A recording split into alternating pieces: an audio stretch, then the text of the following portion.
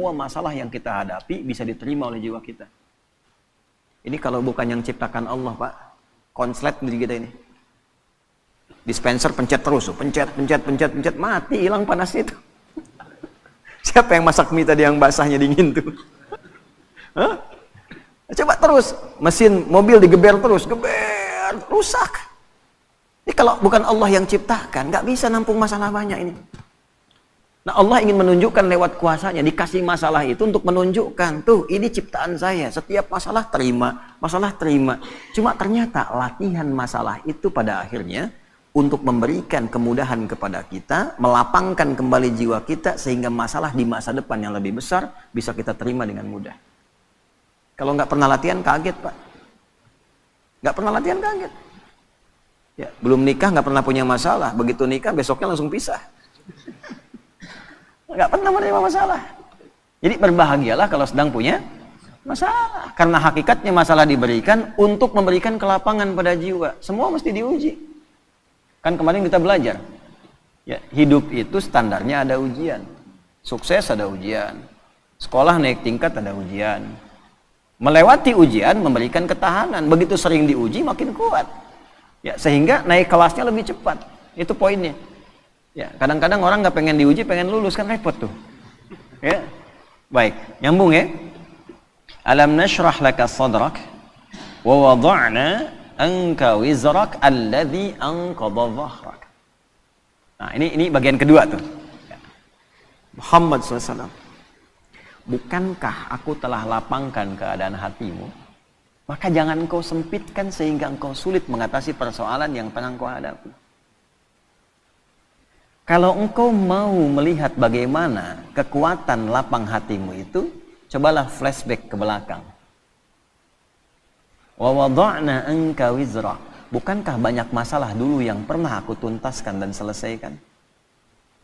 Alladzi anqadha dhahrak, bahkan diantaranya ada yang memberikan beban begitu kuat sehingga terasa dari kepala sampai dengan ujung kaki. Anqadha dhahrak itu ilustrasi, bahasa balaghahnya itu kinayah, ya. Ilustrasinya kalau kita ngangkat beban tuh olahraga. Ya, Pak, siapa ini? Muhadis tuh, muhadis berapa kemampuan ngangkat barbel? 30 kilo, naikin 40 misal. Ya, baik. Yang ngangkat apanya? Tangannya. Tapi yang merah mukanya kan? Yang kembung pipinya. Bukan? Yang manyun bibirnya. Yang getar kakinya. Nah, itu ngangkat beban yang diangkat oleh satu bagian tapi terasa semua bagian tubuh. Diilustrasikan lewat ayat ini, ada beban-beban pekerjaan yang tidak ngangkat barbel secara fisik, nerima masalah, gelap dari ujung kepala sampai ujung kaki. Proyek udah disiapkan, tender udah menang, begitu berangkat tengah jalan batal. Gelap tuh. Ya, ujung kepala sampai ujung kaki itu gelap. Ya, diilustrasikan di surat Ad-Duha, wal laili idza saja, seperti berada di kegelapan malam. Gelap siang, jalan sempoyongan. Kan? Kasih makan yang enak, nggak ada rasa. Seakan-akan gelap tuh, ujung kepala sampai ujung kaki. Ya. Maka Allah memberikan pesan kepada kita, "Hei, jangan karena sempit hatimu itu yang sudah aku ciptakan lapang, menjadikan engkau gelap dan sempoyongan seakan terkena beban yang begitu berat hanya dengan satu persoalan. Padahal dulu selama engkau hidup, begitu banyak ribuan persoalan yang sudah aku tuntaskan." Ya, maksudnya begini, kalau engkau dengan satu persoalan merasa sempit, coba caranya ingat-ingat ribuan persoalan yang dulu yang pernah aku selesaikan. Apa dengan satu masalah ini engkau menjadi gagal untuk memperluas hatimu, sedangkan yang dulu ribuan telah aku selesaikan? Nah, ini diterjemahkan ke dalam bahasa psikologi yang singkat tuh begini. Bahasa singkatnya, yang dulu aja selesai, masa yang ini nggak selesai. Gitu bahasa kitanya tuh. Ya. Jadi kalau kita dihadapkan pada persoalan, seberat apapun, lapangkan hati kita. Teknisnya bagaimana? Teknisnya yang dulu aja selesai, insya Allah yang ini pun selesai. Kalimat itu ketika keluar dari dalam lisan kita, dari kedalaman jiwa kita, setidaknya secara psikologi akan memberikan kelapangan kepada jiwa. Sehingga solusi kalaupun belum datang, hatinya sudah tenang. Ya. Nah, kalau itu nggak muncul, kepanikan itu lebih dahsyat. Kepanikan yang ditunggangi oleh setan itu musibah yang mencelakakan. Jelas ya? Nah, ini bagian pertama tuh. Nah, lalu belum berhenti sampai di sini. Wa rafa'na laka. Nah, ini yang hebat nih. Kamu dengan satu masalah ini seakan-akan semua hilang kamu dapatkan. Padahal aku telah angkat engkau dari status yang terdahulu nggak punya apa-apa sampai punya apa-apa. Rumah mewah, kendaraan bagus, aset banyak, tabungan masih 10 miliar, proyek gagal 50 miliar, langsung nangis seakan-akan nggak kenal Allah. Kenapa saya ya Allah yang harus begitu? Kamu nggak ingat dulu nggak punya apa-apa? Aku angkat. Ya, pakaian kamu bagus, mobil kamu gonta-ganti, sampai sekarang yang ganti belum dipakai ke masjid, kata Allah. Rumah yang luas itu belum pernah dipakai sholat sebagian-bagian rumahnya. Ya, baju yang di lemari itu ada yang belum pernah dipakai ibadah. Tabungan juga belum tentu kamu bawa sampai dengan meninggal. Kenapa hitungan yang begitu luas tidak pernah kamu kemudian pikirkan untuk melapangkan hatimu, tapi karena satu persoalan kamu lupa dengan semua anugerah yang telah aku berikan. Jadi kalau Allah nguji satu hal, ini kesimpulan cepat di ilmu hikmahnya. Allah menguji satu hal yang kita lihat sebagai sesuatu yang gagal, itu tandanya kita diminta mengingat dengan syukur pada sesuatu yang telah kita dapatkan sebelumnya. Kalau mampu mendapatkan itu, maka itu modal awal untuk melipatkan anugerah yang sekarang kita anggap gagal. Gampangnya gini nih, ada proyek nih, ya. Nilainya misalnya 1 miliar. Udah proses bagus. Tiba-tiba di tengah-tengah gagal. Padahal tendernya dapat, kemudian juga penawarannya bagus, disetujui. Begitu kita mau dapatkan, gagal. Maka ayat ini mengajarkan, jangan cepat simpulkan yang salah dulu. Lapangkan hatimu, syukuri dulu, flashback pada yang telah Allah berikan sebelumnya. Nikmati semua itu sehingga merasakan ketenangan pada jiwamu. Begitu ketenangan ada, syukur mengingat yang dulu itu kita hadirkan, maka Allah lipat gandakan dengan datangnya proyek baru yang nilainya lebih dari apa yang pernah kita dapati itu. Diakumulasikan. Itu yang dimaksud la in syakartum la azidannakum. Makanya kalau kita dihadapkan pada sesuatu yang kita rasakan nggak dapat, syukuri dulu yang ada. Begitu bersyukur, Allah tambahkan dengan apa yang belum kita dapatkan. Tapi kadang kitanya nggak sadar. Maaf kita, bukan kita. Kadang orangnya nggak sadar gitu. Kadang orangnya nggak sadar. Tiba-tiba dapat proyek baru, udah nuduh ke Allah, Allah jawab kemudian doanya dikasih, masih juga marah sama Allah. Ya. Padahal dilipat gandakan. Nah itu adab. Ya. Lanjut. Wa rafa'na laka dzikrak. Ini kita ngajinya al-ibratu bi umumil lafzi ya, la bi khususis sababi. Kalau sebabnya khusus ke Rasulullah. Ya Muhammad SAW, aku angkat namamu, aku naikkan statusmu, ya, aku lindungi engkau dengan perlindunganku, aku berikan limpahan harta kepadamu. Jangan sampai celaan dari orang-orang ini membuat engkau kemudian menjadi pesimis, ya, tidak semangat dalam berdakwah, sementara engkau lupa dengan anugerah yang telah aku berikan kepadamu yang sangat melimpah. Ya, jelas ya? Nah, ini ayat move on dari persoalan. Ya, Faiz lamaran misalnya, tiba-tiba tenda sudah siap, gitu kan? Mahar sudah siap, undangan sudah siap, calon belum siap. Tengah-tengah misalnya kena tipes tuh calon. Ya, yang perhatian orang lain, Faiz lagi tugas, kena sama orang misalnya tengah-tengah. Ya, move on. Move on. Wa rafa'na laka dzikrak. Aku telah angkat engkau dengan status yang lain. Ibumu ada, saudarimu ada, kerabatmu ada, apakah tidak ada calon yang lain yang kau bisa dapatkan? Cari. Begitu kemudian kita syukuri dengan nikmat itu, Allah datangkan dengan kualifikasi yang lebih baik. Ya minimal sebelum kiamat kurang 2 hari lah ya. Nikah tuh. Terus lanjutkan. Nah ini bagus ngaji secara psikologi nih. Kalau dibahas di jurusan psikologi ini luar biasa. Bagaimana cara menguatkan pada jiwa supaya persoalan itu mudah kita terima dan suasana hati menjadi lapang. Selain mengingat kenikmatan yang telah Allah berikan, berupaya meyakinkan diri bahwa persoalan itu ya kita bisa terima dengan baik, maka turun ayat keduanya. Lanjutkan. Ya. Fa inna ma'al usri yusra. Nomor 5. Fa. Kita ngaji pakai ilmu nahwu ya. Fa harfu 'atfin rabitin baina syai'aini bila hudud. huruf perangkai, dua peristiwa. Jadi ada peristiwa pertama, peristiwa kedua, peristiwa 1 dan 2 disambungkan tanpa jeda. Nyambung. Contoh. Nabi Zakaria berdoa kepada Allah. Minta dianugerahkan keturunan. Dilakukan dalam sholat. Surah Ali Imran di ayat 38. Hunalika da'a Zakaria rabbah qala rabbi habli min ladunka dzurriyyatan thayyibah innaka sami'un du'a. Itu masih berdiri doanya. Jadi sholat berdiri minta sama Allah, ya Allah, orang-orang memvonis aku nggak akan punya keturunan. Secara medis istriku divonis maaf monopos dan mandul. Kata orang nggak mungkin. Karena makhluk memvonis tidak mungkin, aku serahkan kepadamu yang semuanya menjadi mungkin. Engkau pemberi tanpa batas, namanya Wahhab.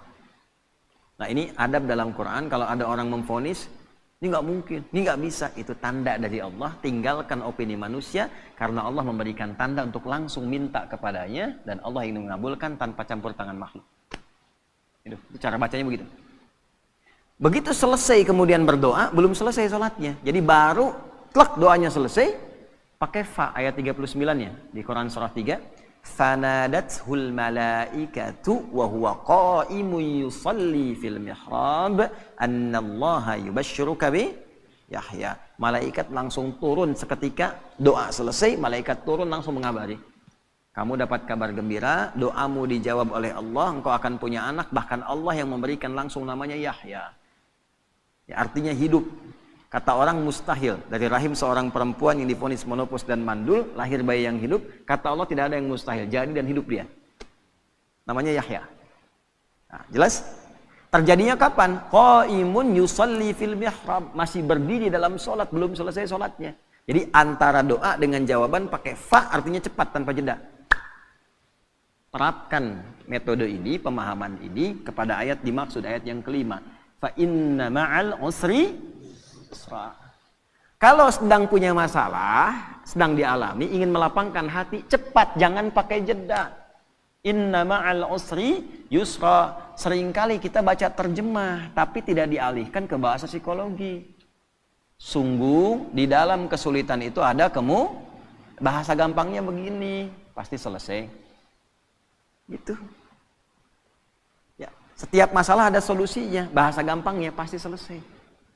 Kalau Anda menghadapi masalah, apapun itu, seberat apapun, cepat katakan, jangan pakai jeda. Pasti selesai. Nggak ada yang nggak ada solusinya. Insya Allah selesai. Katakan dulu. Ya. Bahkan nanti banyak ditemukan di Quran itu pakai kul, katakan. Jadi kalau hati kita masih ragu, belum keluar, keluarkan dengan lisan, katakan dengan lisan. Pasti selesai. Pasti bisa. Saya bisa. Ya. Itu kita punya ayatnya. Yang praktekkan orang Jepang, orang Korea. Dulu tahun 96-97 itu ada acara di TPI, ya Benteng Takeshi namanya, ya Benteng Takeshi itu yang pakai tank tembak-tembakan itu. Begitu mau menaklukkan bentengnya itu, kan langsung itu pemandunya mengatakan, kamu bisa, kamu bisa, kamu bisa. Dipakai itu tuh. Ya. Lalu Korea melihat anak-anak TK di Korea itu disandingkan dengan kemajuan Jepang. Dibawa ke suasana penjajahannya, dibawa di dunia edukasi, diambil di dunia positif. Jadi begitu masuk, sebelum masuk kelas, harus mengalahkan Jepang. Kita bisa, kita bisa. Akhirnya sampai sekarang terjadi. Ya, Jepang bikin Honda, ya Korea bikin Hyundai. Hyundai bacanya Hyundai. Kemudian sana masuk Piala Dunia, ini pun mesti masuk Piala Dunia. Sekarang kita impor pelatihnya gitu kan. Maju sekarang. Itu cuma satu kalimat, cuma satu ayat di Quran, inna ma'al usri. Pasti bisa. Coba bawa tuh di dunia olahraga, pasti bisa. Ya. Kalau bawa atlet ini bisa, nggak ada yang nggak bisa. Bisa. Nah, katakan itu. Waduh, tapi ini mah lawannya. Katakan, tidak ada yang tidak mungkin. Bisa. Bisa aja dulu gitu. Perkara nanti melawannya bagaimana, itu ikhtiar. Bisa aja dulu. Ya. Lakukan dulu, tugas sempurnakan, misi selesaikan. Ya, yang pertama dilakukan itu tanamkan pada diri kita, ini bisa nih, nggak ada yang nggak bisa. Nah itu seorang muslim begitu. Dan itu digunakan sifat ta'zimun nafsi, bahasa bebasnya gini. Kamu masih nggak yakin dengan saya? Katanya iman. Kau beriman sama saya, tapi ragu dengan ketentuan saya. Berarti kurang sempurna imannya. Ya. Nah, kalau masih ragu, dikuatkan yang kedua. Ini bukan pengulangan. Di Quran nggak ada pengulangan. Kaidahnya berbunyi begini. Takkidun limaknan jadid. Taksisun limaknan jadid. Jadi kalau ada seperti diulang, itu sebetulnya penguat kepada makna yang baru. Beda dengan yang sebelumnya. Contoh di surat Ar-Rahman itu. Fabi ayyi ala'i rabbikuma tukadziban. Berapa kali disebutkan itu? Itu bukan diulang, karena fabi ayyi ala yang kedua beda dengan yang pertama. Fabi ayyi ala yang ketiga beda dengan yang kedua dan yang pertama. Itu dahsyatnya Quran. Nanti kalau sudah masuk surat Ar-Rahman itu, ya kita coba bisa bahas dari 1 sampai yang terakhir itu. Itu antara 1, kedua, ketiga sampai ke terakhir beda semua. Ya. Nah, ini yang kedua seakan-akan kita menemukannya seperti pengulangan. 1 fa inna ma'al usri yusra, 2 inna ma'al usri yusra. Bagaimana menerjemahkannya? Ya, katakan pada dirimu, masalah ini pasti selesai. Tidak ada masalah yang tidak ada solusinya. Kalau kamu belum yakin juga, nah, tegaskan pada jiwamu, pasti selesai. Gitu. Jelas? Tidak. Kalau belum yakin juga, tegaskan pada jiwamu. Innama, pakai taukid lagi. Ya, gini, pakai ilmu alatnya. Alatnya namanya di i'rab. Inna harfu nasbin wa taukidin tansibul isma wa tarfa'ul khabara mabniyun 'alal fathi la mahalla lahu minal i'rabi. Ya, paham? Tidak. Inna harfu nasbin wa taukidin, huruf nasab. Apa itu nasab? Kalau belajarnya di nahwu sampai di harokat saja. Huruf yang menjadikan kalimat itu berharokat fathah. Kalau jamak pakai kasrah. Kalau kita ngajinya pakai balaghah, nasab itu ungkapan menanamkan sesuatu dengan kuat tanpa goyah. Nasabar rajulu asahu fil ardi, seseorang menancapkan tongkat di bumi, di tanah, tidak goyah, kuat. Kalau ada kalimat pakai inna di depannya, artinya tancapkan informasi itu dalam hati, jangan pernah ragu. Fa inna ma'al usri yusra, cepat tancapkan dalam hatimu, pasti selesai. Pasti selesai, tapi ya Allah kapan selesainya? Tancapkan di hatimu. Yang kedua muncul, pakai taukid. Kan sudah aku tegaskan, tancapkan di hatimu. Jangan berikan celah ragu. Nah, itu maksudnya yang kedua itu. Kadang kan masih ada begitu. Ya, udah berangkat, siap, laksanakan. Tapi bagaimana Pak keadaannya? Masih nanya aja berangkat. Nah, kalau kita pakai rumus di depan, pakai na, dibalik lagi. Kamu masih nggak percaya dengan keagunganku? Iman kita disoal di situ. Jadi kalau pakai bahasa tingkat tinggi jadi begini, kamu masih beriman nggak sama aku? Gitu kan? Kan bahasa kita kadang-kadang begitu, kamu percaya nggak sama saya? Nah, itu digunakan oleh Al-Quran, logika itu untuk ditarik, untuk meyakinkan jiwa kita. Ya, nah, jelas sampai sini? Nah, jadi setiap ada masalah, apapun itu, yang pertama optimis. Ini bisa dilakukan. Ini selesai. Ini ada solusinya. Jelas? Kalau sampai sini, hanya jadi optimisme pribadi. Solusi belum tentu datang. Cuman sampai ke ketenangan. Karena itulah Allah sempurnakan ayatnya. Fa'idha faraghta. Nah, pakai fa lagi, kita pakai ilmu yang tadi. Walaupun hati sudah tenang, tidak menghilangkan ikhtiar kita untuk menyelesaikan persoalan. Kalau sudah tenang, cepat selesaikan dengan ikhtiar. Jangan ditunggu. Alhamdulillah ya Allah, saya sudah tenang. Terima kasih ya Allah. Kini giliran mau menyelesaikannya. Oh tidak. Allah menuntun kita. Kita yang ikhtiar. Pakai ilmunya. Pakai tenaganya. Ya. Baik. Lamaran nih. Mus'ab. Oh, udah kemarin ya. Syafiq belum ngomong. Oh. Lamaran. Baru nawarkan ditolak. Sama anaknya kan. Baru ngasih tahu tuh. Tanamkan, pakai ilmunya, ada solusinya. Akan selalu ada jalan keluar. Tenang dulu, ya. Begitu sudah tenang, fa idza faraghta fansab. Atur strategi kata Allah. Faraghta itu ya selesaikan sampai tuntas, sampai plong. Enggak masuk lewat jalan yang ini, bapaknya kan belum tentu juga nolak. Ya. Ilahi lastulil firdausi ahla wala aqwa 'alan naril jahimi. Fahab li taubatan waghfir dhunubi fa innaka ghafirudz dzambil 'azimi. Duhai ayah, Gitu kan? Memang aku tidak seideal seperti yang mungkin diharapkan di keluarga ini, bagaikan surga Firdaus yang didambakan. Tapi perasaanku pada putri Bapak sangat begitu dalam, sehingga kalaupun terpisah tidak memberikan perhatian seperti berada dalam neraka jahanam. Fahabli taubatan waghfir dzunubi. Aku menyadari aku punya kekurangan, tapi aku akan tunjukkan bisa menutup itu dengan kehadiran putri Bapak. Mohon dimaklumi, mohon toleransi. Fa innaka ghafirudz dzambil azimi. Karena saya yakin Bapak itu pribadi yang penuh kasih dan perhatian. Jadi itu. Ya. Jadi maksudnya apa? Ini kan cuma contoh aja. Nah, anak-anak muda kan banyak di sini. Ya, itu saya kasih ilmu itu dipraktekkan jadi tuh. Ada yang ditolak anaknya 3 kali, bapaknya datengin tuh. Ya, jadi. Ya, dalam beberapa hal gitu ya, beberapa kondisi. Nah, saya mau kembalikan pada satu sisi dan hikmah akan datang setelah itu. Kalau ada pekerjaan apapun, tugas di kantor, apapun itu, optimis dulu. Setelah itu ada ketenangan. Nah, kalau sudah tenang, ilmu dipakai. Siapkan strateginya, eksekusinya bagaimana. Nanti kalau kita masuk ke manajemennya itu ada di Al-Baqarah ayat 214 untuk manajemen persoalannya. Solusinya di Ali Imran ayat 142. Ini bukan ilmu takatik ya. Di Quran itu nanti ada numerik tentang keistimewaan angka-angka. Problem 214, Quran surah 2, ayatnya 214, itu posisinya kanan bawah, 214. Begitu diberi solusi, pindah ke surah 3, naik ke atas, paling kiri sebelah atas. Dia dari bawah dipindah ke atas. Terus problemnya dipindahkan ke belakang, 142. Quran surah 2 ayatnya 214. Begitu naik ke atas, kiri atas, naik dari bawah ke atas, 2-nya dipindah. Jadi yang 2 itu yang persoalan dipindahkan ke akhir. Jadi ayat 142. Pembukanya sama. Am hasibtum an tadkhulul jannata. Di Al-Baqarah 214 am hasibtum an tadkhulul jannata. Di Ali Imran 142 am hasibtum an tadkhulul jannata. Am hasibtum an tadkhulul jannata, apa engkau kira mudah meraih kesuksesan yang engkau dambakan? Jannah itu jangan selalu diartikan surga. Jannah itu artinya harapan tertinggi yang belum tampak. Kenapa surga disebut jannah? Karena kita berharap dengan tinggi belum tampak sekarang. Ya, nanti ada jannah itu sifat kesuksesan, pekerjaan sukses, belum kelihatan, belum nampak sekarang disebut jannah.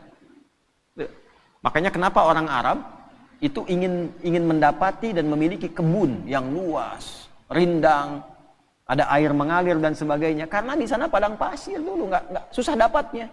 Begitu mereka dapat disebut jannah. Nah, kita itu tiap Jumat itu disunnahkan kan, malamnya Yasin, paginya kan surat Al-Kahfi. Ya, Yasin untuk penguatan secara spiritual. Kalau sudah dekat dengan Allah, kenal dengan Rasulullah, gitu kan, dipraktekkan. Nah, manajemen prakteknya itu, implementasinya itu secara konseptual di surat Al-Kahf sepekan sekali. Kan ada 4 kisah viral tuh tentang pemuda yang konsisten. Yuk, mumpung masih muda harus punya visi. Visi membangun, visi penguatan, visi mencerahkan, visi konsisten pada kebenaran, kan? Setelah itu kisah apa? 2 orang sahabat. Kan 4 kisah tuh. 1 Ashabul Kahf yang para pemuda itu, ya. Yang kedua 2 orang sahabat yang sedang dialog, yang satu kaya, yang satu sahabatnya orang biasa. Ya. Baca ayatnya ya, angkat tangan. Coba kita tes ya, anak-anak muda nih. Coba baca. Jannatain. Wadrib lahum mathalar rajulaini. Muhammad kasih contoh tentang kisah 2 orang viral. Ya, yang salah satunya sukses dan kaya. Kekayaannya digambarkan dengan kata jannah.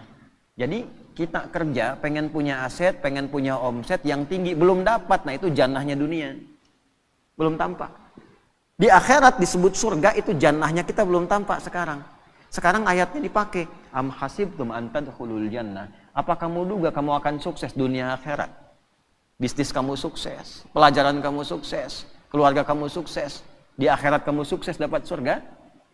Walamma ya'tikum mathalul ladzina khalau min qablikum, sementara engkau belum diuji untuk mendapatkan kesuksesan itu. Jadi hukum kesuksesan itu harus melewati tangga ujian. Antum kesini kan diuji dulu. Berangkat lewatin macet gitu kan. Setelah itu jalannya berkelok dan sebagainya. Tiba-tiba begitu sampai kan lihat gedung cerah lagi. Harapan tinggi nih. Ya kan? Istirahat nyaman diuji dengan sahur. Apa tuh? Uji dulu tuh. Dapat nggak? Hidup tuh begitu. Anak mau ke SMP kan diuji dulu di SD. Ya kan? Dan ujian itu harus masuk sistem. Nggak masuk sistem nggak bisa diuji. Allah bikin sistem. Nggak pernah ngikut sistemnya Allah, pengen diuji. Sholat nggak pernah, baca Quran nggak pernah, ngaji nggak pernah, tiba-tiba punya masalah, datang lagi diuji nih. Nggak pernah sekolah ikut ujian. Gitu kan? Nah, balik nih ke yang tadi itu ya. Nah, sementara engkau belum diuji. Jadi ini secara fikihnya kita ambil gini kesimpulannya. Jadi sebetulnya kalau kita mendapatkan ujian itu hasil doa kita. Misal, ya Allah, saya pengen lulus nih ke satu kampus A. Dikirim tuh ujian. Menghafal, belajar, ini diuji dan sebagainya. Itu diturunkan sifat itu untuk mengabulkan permintaan kita. Sama di pekerjaan juga begitu. Ya Allah, saya pengen berkah, dikirimkan nih. Ini ujiannya begini. Nah, sifatnya sesuai kemampuan. La yukallifullahu nafsan illa masathumul ba'sa, yang kecil. Kalau harapan kecil, ujian kecil. Nggak mungkin antum punya cita-cita kecil, ujian besar, itu nggak mungkin. Pasti kecil. Dharra, menengah. Anda punya kalkulasi, proyeknya untuk 50 miliar, tahap menengah. Ya ujiannya pun akan menengah. Wah, sudah naik nih 100 miliar. Wazulzilu. Sudah makin naik lagi. Jadi Allah menyeimbangkan dengan kadar harapan dan cita-cita kita. Artinya, kalau diuji dengan sesuatu yang berat sampai menggoncang kepada hati, tandanya Allah ingin melimpahkan anugerah yang berlipat dari sebelum-sebelumnya. Ya. Diuji masalah rumah tangga sampai menggoncang dan sebagainya. Artinya, kalau kita lulus tuh, insya Allah di dalamnya ada kenikmatan yang lebih besar yang tidak ada sebelumnya. Gitu. Demikian di pekerjaan, demikian di ilmu dan sebagainya. Cara menyelesaikannya bagaimana? Fa'idha faraghta, tenangkan dulu hati, lalu bikin strategi. Strateginya pindah ke Ali Imran. Ayat 142. Sebelum pindah di ujung Al-Baqarah ayat 214, itu kalimatnya begini. Hatta yaqula rasulu walladzina amanu ma'ahu mata nasrullah. Sampai nanti dipaksa ada orang mengatakan begini, ya Allah, kapan ini selesai? Ya Allah, kenapa harus saya? Kapan selesai? Nah, itu kalimat manusiawi yang kadang keluar. Kalau sampai titik itu ada, solusinya langsung turun. Ala. Cuma sayangnya di terjemahan diartikan begini, ketahuilah. Gitu.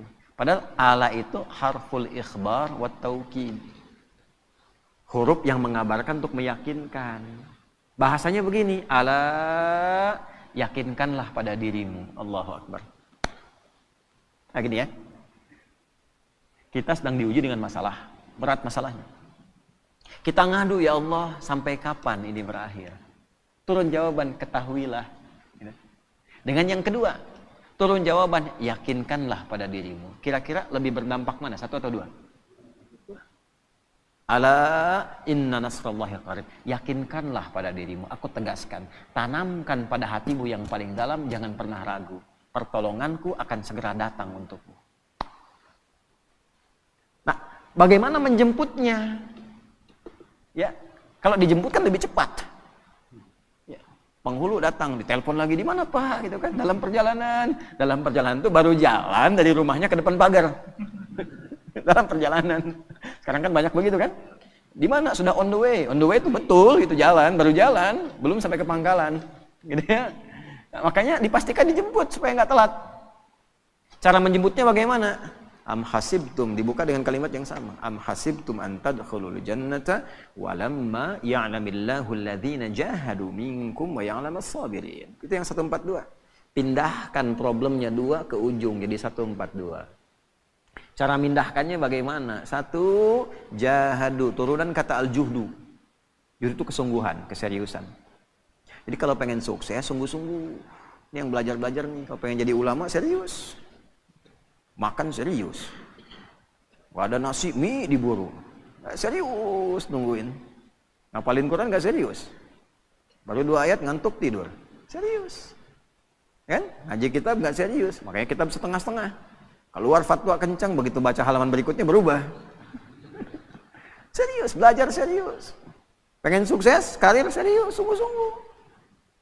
Ya, pengen sukses pekerjaan, serius, sungguh-sungguh.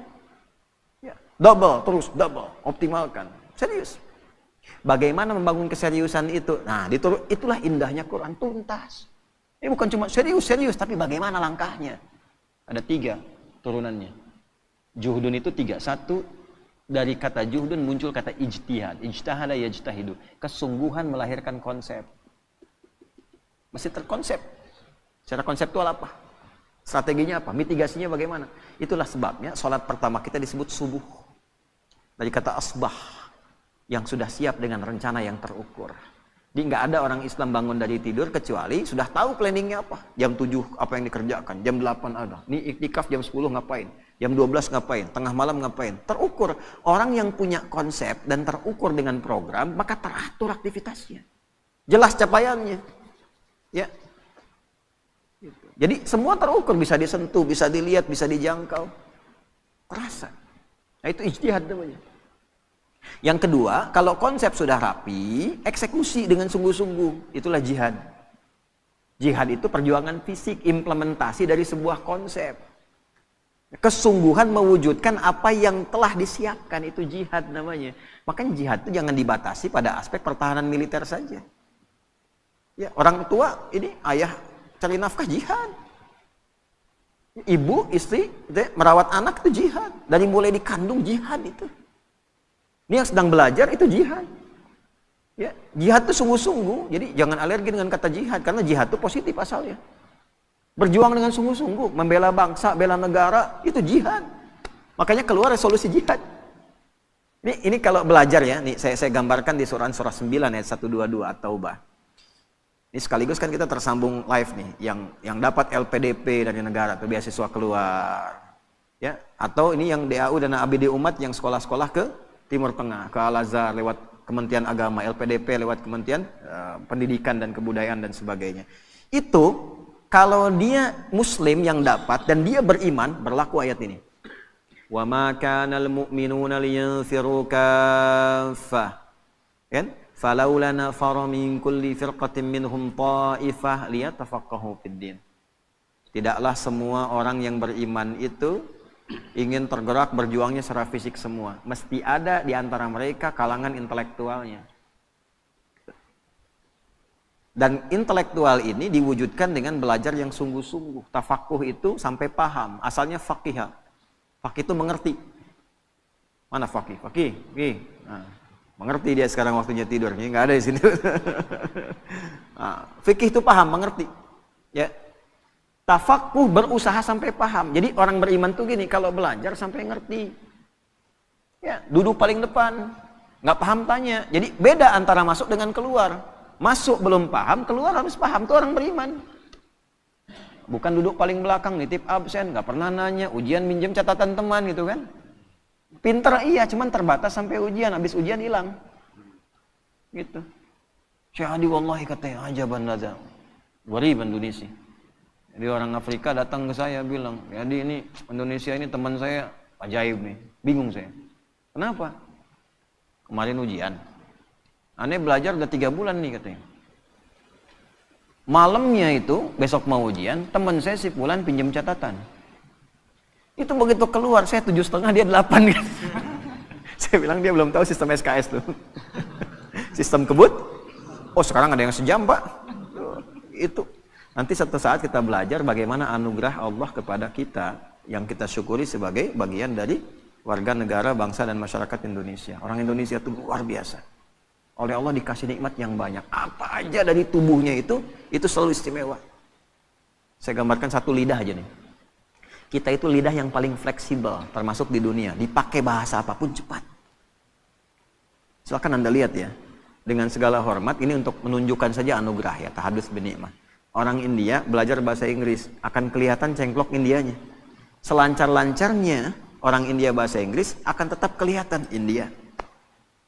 Cina pakai bahasa Arab akan tetap kelihatan Cinanya.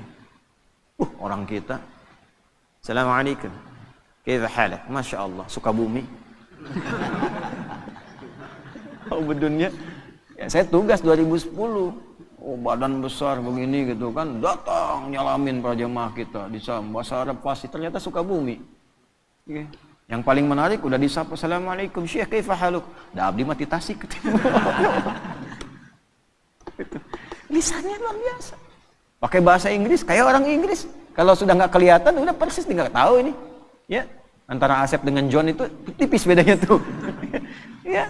Agus dengan Kevin tuh bedanya tipis tuh. Nggak kelihatan orangnya, tapi dipakai bahasa apa aja jadi. Bahasa Cina kayak orang Cina. Dialeknya juga bisa dibedakan. Ini Mandarin, ini Hongkong, ini Guangzhou, macam-macam tuh bisa. Dibangga itu kita tuh. Nah, cuman maksud saya begini, balik ke ayat. Kalau kamu sudah belajar, sudah pintar, orang Islam itu belajarnya sampai paham. Duduk paling depan, tanya, ngerti. Ya, jangan sampai keluar dari kelas nggak ngerti. Itu bukan tipikal orang beriman, bukan tipikal orang beriman. Oh, hadisnya jelas kok. Bainama nahnu julusun 'inda Rasulillah sallallahu alaihi wasallam idh tala'a 'alaina rajulun syadidu bayadith thiyabi syadidu sawadi sya'ri la yura 'alaihi atharu safari fala ya'rifu minna ahadun fajalasa ila an-nabi sallallahu alaihi wasallam wa asada rukbatayhi ila rukbatayhi wa kaffahi ala fakhidhihi faqala ya Muhammadun akhbirni 'anil Islam. Itu kan di hadis Muslim, nomor hadis yang ke-8 itu. Ya, malaikat tuh ngajarin sampai nyontoin nyamar gimana cara belajar yang betul. Datang tiba-tiba dengan pakaian yang bersih. Mau belajar pakaian bersih. Kalau lusuh tuh udah pasti berpengaruh pada cara menangkap pelajaran. Udah nggak mandi, pakaian seadanya. Tuh, pasti nangkap ilmunya pun seadanya. Sampai di hadisnya detail sekali. Rambutnya tersisir rapi. Tidak kelihatan bekas mampir. Sehingga energinya fokus belajar. Wah, ini mau datang ke kampus, mampir dulu mie ayam, depannya soto, depannya lagi bubur gitu kan. Energi tinggal sedikit lagi. Begitu nyampe ke kelas, habis tuh. Ya, duduklah paling belakang, nyandar. Bahkan ada yang dicukur sebagian. Ya. Setelah itu apa? Duduk paling depan. Duduk paling depan, sampai dekat dengan guru. Sehingga apa? Kalau mic kayak tadi dengung dan sebagainya, nggak jelas, di depan jelas. Yang kedua, nggak bisa buka status, pasang status susah depan ustadz. Mau ngantuk tahan-tahan, belakang bisa senderan. Ya, terus ada cover lagi kan kadang-kadang. Depan nggak bisa, memaksa diri kita tuh nyatet, dengarkan, paling depan. Nah, kalau sudah paham, waliyundziru qaumahum, pulang bangun negerimu, itulah hebatnya Islam. Yang nonton-nonton nih diaspora nih, pulang. Ya, jangan andalkan pemerintah, anggaran sekian, tapi bagaimana kami? Orang beriman itu ciptakan kondisinya. Kamu yang kreatif, jangan selalu harus difasilitasi. Untuk apa jauh-jauh sekolah kalau nggak bisa bikin sesuatu? Sifat Quran pulang dan detil kalimatnya. Waliyundziru qaumahum, pulang bangun desamu. Ini orang mana? Tangerang. Orang mana? Medan. Pulang ke Medan. Medannya di mana? Di Medannya tuh. Ya. Benar tuh. Ya. Mana Semarang? Udah boleh lali gitu kan? Nggak apa-apa, bagus. Semarang, Klaten kan, dari Semarang 2 jam lagi, kan nggak apa-apa. Medan di mana? Medannya pulang ke Medan. Medan ke Medan, Tangerang pulang ke Tangerang, Garut pulang ke Garut, ya pulang ke masing-masing. Nanti di masing-masing itu bangun desanya masing-masing dengan kepakarannya. Insinyur apa? Daerahnya apa? Hebatnya itu mitigasi. Sebelum berangkat, oh saya dari Goa nih, misal Sulawesi, daerah saya butuh ini, dapatlah beasiswa, berangkat dia ke situ sesuai jurusan, pulang bangun desanya. Kalau semua pelajar begini di negeri kita, maju Indonesia itu. Dan itu sifat iman di dalamnya. Orang beriman itu begitu. Jadi cinta kepada negara, cinta negeri itu tidak hanya diwujudkan dengan kata-kata, ditunjukkan. Kamu pelajar begini mencintai negerimu. Kamu pengusaha begini mencintai negerimu. Yang paling hebat tuh begini, kamu makan di Indonesia, minum di Indonesia, kerja di Indonesia. Tapi belum bisa memberikan sesuatu bahkan untuk orang yang mensuplai kekayaan kamu itu. Maka keluar zakat. Gitu. Keluar infak. Nah, skema infak itu bukan ke pusat dulu, di daerah kita bekerja dulu, beraktivitas. Bantu itu supaya sama-sama sukses. Jadi semua itu ada babnya, yang ilmu di Dharma Baktikan, yang kaya di Dharma Baktikan, ya kan? Jangan sampai makan di sini, minum di sini, harta dibawa keluar, ya kan? Yang dibangun yang di luar, di dalam nggak dapat apa-apa, itu bukan tipikal orang beriman. Ini kita ngaji Quran ya, sebagai spirit orang Islam, apalagi Ramadan. Nah, jadi itu sifatnya. Ya, jahadu, jihad. Termasuk di bidang militer, negara kita butuh, hadir kita. Niatnya apa? Membuktikan keimanan kita. Makanya nggak bisa dipisahkan tuh. antara sifat-sifat spiritual ya dengan sifat-sifat pengabdian sosial. Dan bersyukurnya di negara kita difasilitasi dasar negaranya. Pasal 29 ayat 1, negara berdasar atas ketuhanan yang Maha Esa, diwujudkan di Pancasila, ketuhanan yang Maha Esa. Implementasinya apa? Ada kemanusiaan, ada persatuan, ada kerakyatan, ada keadilan. Tapi tidak mungkin terwujud kalau tidak ada ketuhanan. Nah, orang Islam memahami itu bagaimana? Di semua bidangnya. Kalau pelajar berketuhanan, belajar yang benar, pulang, bangun negeri. Ya. Bisnis, sukses, pulang, bangun. Kepakarannya dharma baktikan. Tanya apa yang bisa saya berikan. Itu poinnya. Jelas? Nah, tidak salah kalau mau di luar cari pengalaman, silahkan. Tapi pada akhirnya mesti ada niat untuk kembali membangun. Karena yang ditanya itu adalah amanat tempat kita berpijak. Nah, yang paling sekarang harus diluruskan itu adalah yang sekarang dicitrakan, dipotret. Nggak pengen yang itu muncul, maka ada yang bikin tuh, dibikin-bikin. Jihad itu ekstrim, jihad itu teror gitu. Kita dibelokkan dari makna yang sesungguhnya, sehingga anti dengan kalimat jihad itu. Padahal itu positif. Seakan-akan hilang di fikih. Dipahaminya nembak orang dibikin jihad, judulnya. Bom orang dibikin jihad. Itu yang salah. Nabi sudah mewanti-wanti dari dulu. Hati-hati itu di hadis Muslim. Akan ada orang yang kelihatan seperti sholat, seperti puasa, seperti zakat. Tapi ternyata dalam saat yang sama mencela orang. Syatama hadza wa qadzafa hadza, menuduh orang. Itu level yang kecil-kecil ya. Wa daraba hadza, senangnya kelahi. Ya, kelihatannya sholat, tapi keras. Kerasnya itu tidak pada tempatnya. Kelahi, caci maki, ya. Puncaknya apa? Wasafa kadama hadza, menumpahkan darah dan membawa nilai agama di dalamnya. Tembak orang, Allahu Akbar, bom orang, Allahu Akbar. Itu Nabi sudah bilang 15 abad yang lalu. Ya, hati-hati kata Nabi itu, hati-hati. Orang yang seperti itu nanti perbuatan buruknya akan menghilangkan amal baiknya. Sholat nih, setelah sholat mencaci, nggak tanggung yang dicaci imamnya misalnya. Ya, misal saja, misal. Itu pahala sholatnya langsung ditransfer ke imamnya, selesai.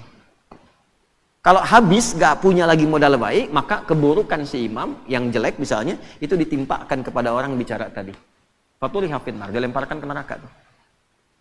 Ya, makanya waktu kejadian bom Jalan Tamrin itu, wah meledak tuh.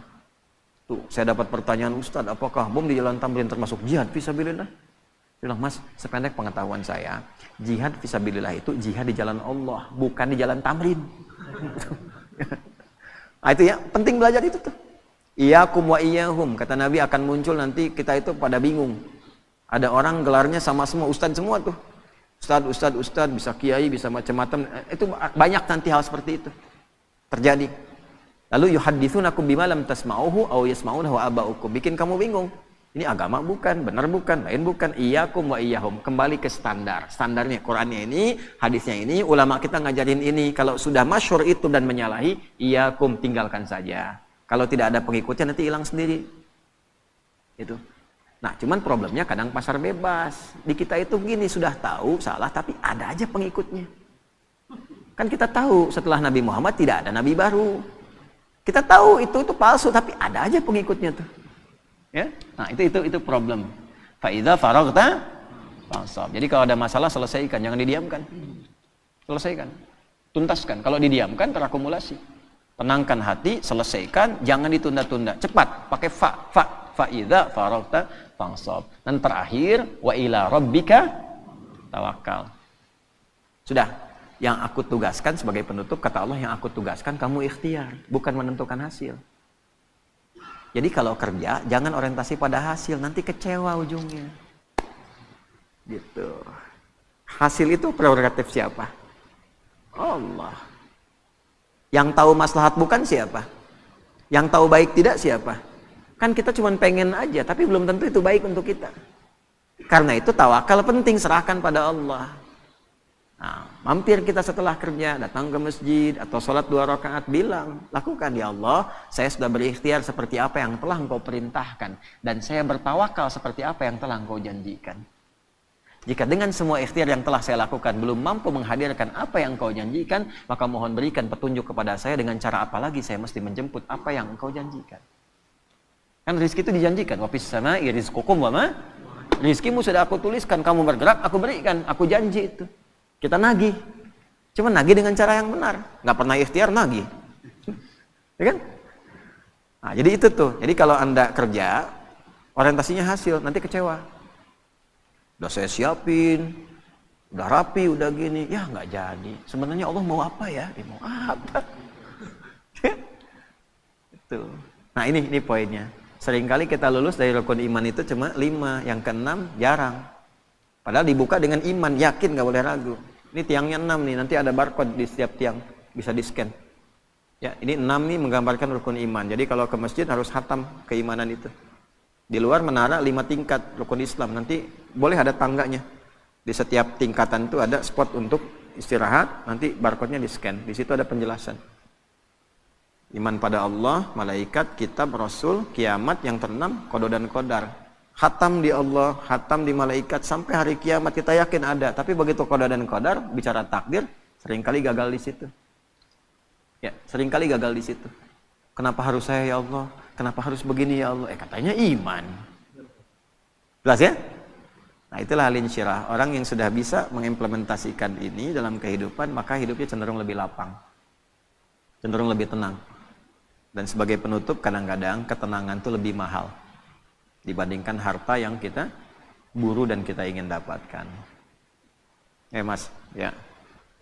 Pilih mana tuh? Kaya tapi gelisah atau miskin tapi tenang? Udah 2 aja, nggak usah cari yang lain. Saya tahu pengen kaya dan tenang. 2 tuh kalau disuruh milih tuh. Ya kan tadi saya udah bilang cuma 2 pilihannya.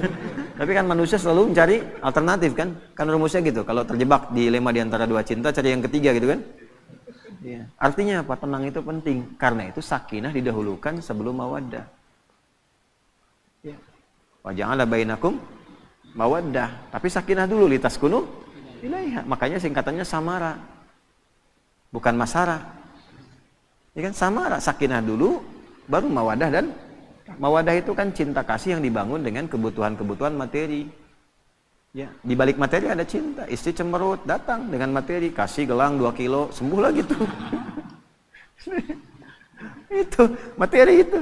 Ya, pulang bawa bunga, Pak Ahmad bawa bunga pulang tuh. Wah, berbunga-bunga hati. Ya kan? Apalagi dengan emas, beremas-emas tuh. Jadi materi itu membawa cinta, tapi sementara. Sementara. Ya, rahmat itu perhatian yang dalam. Tapi kenapa sakinah duluan? Harta kalau dikumpulkan, tapi tidak membawa ketenangan, hampa kehidupan rumah tangga. Betapa banyak orang kaya yang pisah. Betapa banyak yang kaya yang sengketa. Kenapa? Karena tidak ada ketenangan. Suami sibuk, istri sampai kurang perhatian. Istri sibuk, suami kurang perhatian. Padahal semua mencari, harapannya ingin kebahagiaan, karena yang dicari mawaddah dulu sebelum sakinah.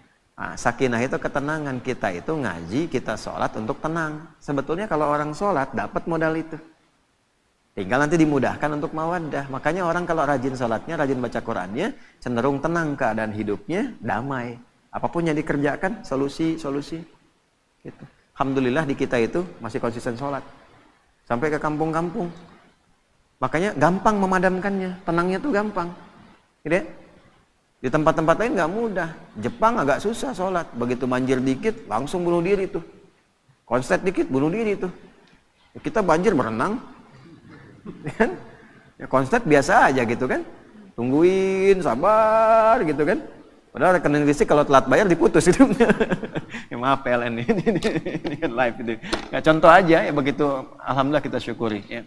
Baik, ini yang kita bahas di pertemuan subuh kali ini. Semoga Allah merahmati kita, memaafkan kita, memberikan kemampuan untuk mengamalkan apa yang kita pelajari, dan menjadikan pengamalan itu dapat membangun negeri, memakmurkan tempat yang kita pijak, dan mudah-mudahan itu dijadikan sebagai ibadah yang meringankan hisab kita di akhirat nanti. Allahumma taqabbal minna innaka antas sami'ul alim, tub 'alaina innaka antat tawwabur rahim. Allahumma rabbana atina fid dunya hasanah fil akhirati hasanah wa qina adzabannar. Ati anfusana taqwaha wa zakkiha anta khairu man zakkaha anta waliyuha wa maulaha. Wa sallallahu ala sayyidina Muhammad wa ala alihi wa sahbihi ajma'in wa akhiru da'wana alhamdulillahi rabbil alamin. Assalamualaikum warahmatullahi wabarakatuh.